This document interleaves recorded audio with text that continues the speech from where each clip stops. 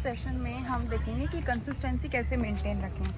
तो जैसा कि आपको पता है, कंसिस्टेंसी का मेन रीज़न फर्स्ट क्या हो सकता है, आपका टाइम टेबल जो है वो काफ़ी रिजिड होगा। फॉर एग्ज़ाम्पल, आपने लिखा होगा कि हाँ, 1 महीने के लिए मेरे को सुबह उठ के ये सब्जेक्ट पढ़ना है, देन ये पढ़ना है और इस टाइम पे ये पढ़ना है। तो इस मिस्टेक को बिल्कुल भी मत करिएगा। आपको अपना जो टाइम टेबल है वो फ्लेक्सिबल रखना है। अपने कंसेप्ट जो हैं, जो करने हैं आपको, उसको एडवांस में नोट डाउन कर लीजिए और वही कंसेप्ट को किसी भी टाइम दिन में पढ़ लीजिए। आई होप आपको फर्स्ट जो मिस्टेक है वो क्लियर हो गई होगी कि कंसिस्टेंसी मेंटेन क्यों नहीं रहती है।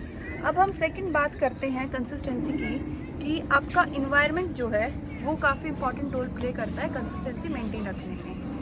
अगर आपका इन्वायरमेंट ऐसा नहीं है जहाँ पे आप कंटिन्यूस 2 या 3 घंटे पढ़ पाते हैं, आपको कोई ना कोई डिस्टर्ब करने के लिए आ सकता है, तो आप एक ऑप्शन हो सकता है कि अपने आसपास लाइब्रेरी ज्वाइन करिए।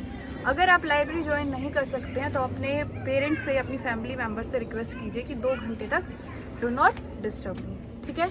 अब हम थर्ड बात करते हैं जो कि मेन इम्पॉर्टेंट है कंसिस्टेंट ना रहने का, वो है कि आपकी मेंटल हेल्थ। अगर आप मेंटली प्रिपेयर नहीं हैं प्रिपरेशन करने के लिए, देन आप कंसिस्टेंसी मेंटेन नहीं रख पाएंगे।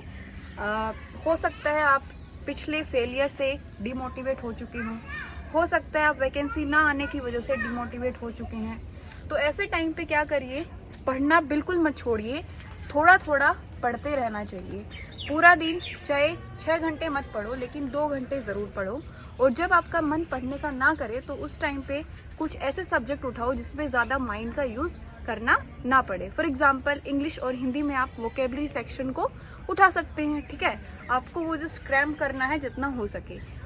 नेक्स्ट पॉसिबल रीज़न हो सकता है कि आपने अपना असेसमेंट किया हो।